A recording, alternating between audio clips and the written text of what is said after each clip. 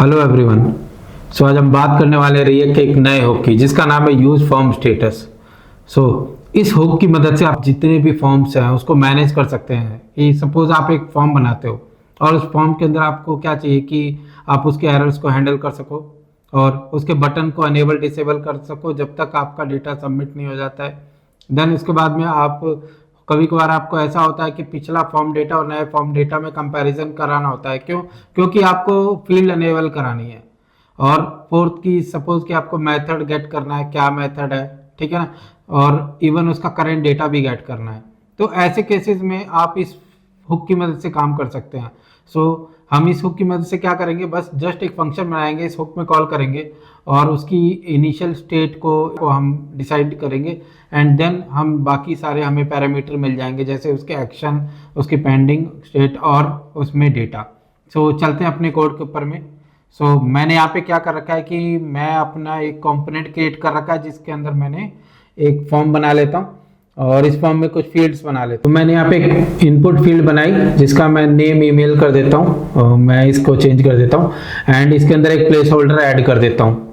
Enter email address, ठीक है। और फिर इसके बाद में मैं एक और फील्ड बना लेता हूँ। ये मेरा इनपुट फील्ड हो गया और मैं इसके बाद में एक और इनपुट बनाता हूँ जिसका टाइप जो है हमारा पासवर्ड होगा और इसमें नेम हम ऐड कर देते हैं password and place holder add कर देते हैं एंटर द पासवर्ड, ठीक है। एंड ये हो गया और मैं एक बटन क्रिएट कर लेता हूँ, सबमिट।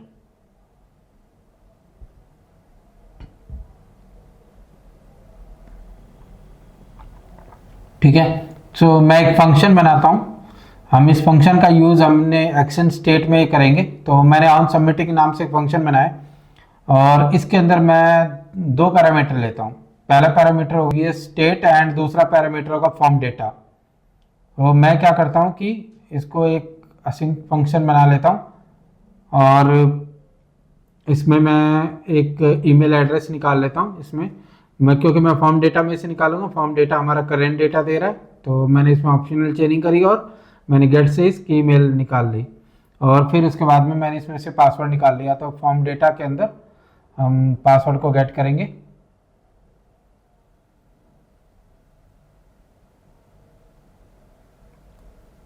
और फिर मैं एक एरर हैंडलिंग करता हूँ। तो मैं एक ऑब्जेक्ट बना लेता हूँ। मेरे को यहाँ पे एरर लिख देता हूँ, मैंने गलत लिख दिया,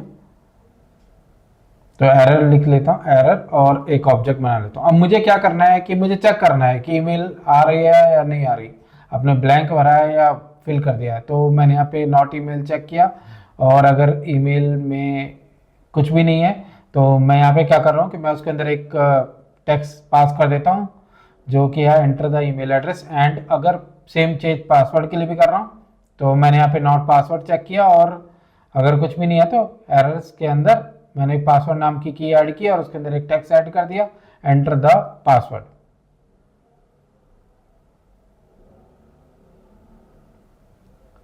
मैं क्या करता हूँ, डेटा रिटर्न कर देता हूँ। तो अभी फिलहाल मैंने एरर रिटर्न किया है, मैंने एक ऑब्जेक्ट में किया है। इसका रीजन ये है कि हो सकता है मुझे बाद में और भी डेटा चाहिए, तो मैंने उसे ऑब्जेक्ट बनाया है। मैं क्या करता हूँ, उस फंक्शन को यूज एक्शन स्टेट में कॉल करा देता हूँ। यूज एक्शन स्टेट में मुझे 3-4 पैरामीटर मिलेंगे। पहला एक्शन, डेटा, पेंडिंग, मेथड भी मिलता है, बट अभी इन तीनों का यूज करेंगे हम। मैं एक्शन स्टेट में मैंने ऑन सबमिटिंग नाम का फंक्शन पास कर दिया जो मैंने क्रिएट किया था और मैंने एक डिफॉल्ट वैल्यू ले ली अनडिफाइंड, क्योंकि इनिशियली मेरा एंटर होगा तो कुछ तो वैल्यू इसको मिलनी चाहिए। तो मैंने यहाँ पे अनडिफाइंड सेट कर दिया और मैं यहाँ पे क्या करता हूँ, मैं उसके एक्शन को फॉर्म के अंदर पास कर देता हूँ, क्योंकि फॉर्म के अंदर हमें कोई ना कोई एक्शन पास करना पड़ेगा डेटा को निकालने के लिए। देन उसके बाद में मैंने यहाँ पे क्या किया, उसकी पेंडिंग स्टेट को भी यहाँ पे कॉल कर दिया। अब मैं यहाँ पे ये एक मिस्टेक होगी, मैं इसे ठीक कर लेता हूँ। अब इसमें मैं एक बार चेक कर लेता हूँ इसके अंदर। तो देखो इसमें ये एरर्स आ रही है, तो मैं इसके अंदर डेटा फिल करके टेस्ट कर लेता हूँ।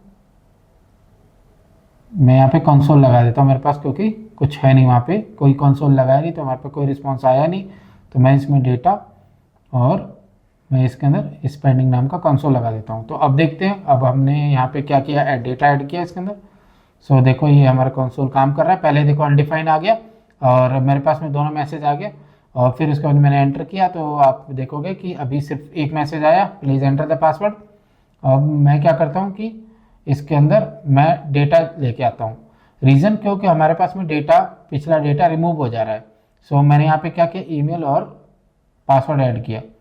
सो फॉर्म डेटा से, और मैंने यहाँ से गेट कर दिया।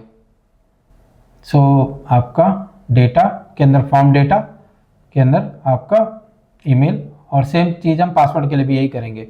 सो डिफ़ॉल्ट वैल्यू में से हम डेटा के अंदर ये आपका फॉर्म डेटा एंड देन आपका पासवर्ड,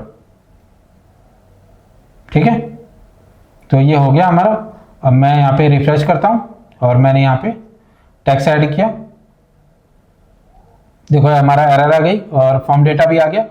तो डेटा भी आ गया, और देखो डेटा भी स्टेबल हो गया। मैंने यहाँ पे पासवर्ड डाला और ये हमारा वैलिडेट हो गया। फॉर्म डेटा में डेटा आ गया और एरर्स में हमारा ब्लैंक हो गया, ठीक है। तो इस अप्रोच से आपने देखा कि हम पूरे अपने फॉर्म को हैंडल कर पा रहे हैं। इसके अंदर क्या है कि हमें कोई भी स्टेट को कॉल करने की ज़रूरत नहीं है। और हम जस्ट क्या करेंगे कि हम अगर सपोज कि मुझे डेटा चाहिए तो मैं क्या करूँगा, फॉर्म डेटा से निकाल लूँगा। और मुझे एरर अगर हैंडल करनी होगी या एरर पे कोई कंडीशंस लिखनी होगी या कहीं भी डिस्प्ले कराना होगा तो मैं अपने एरर वाले ऑब्जेक्ट से निकालूंगा, ठीक है। तो आज के लिए इतना ही, मिलते हैं नेक्स्ट वीडियो में। तब तक के लिए goodbye and take care.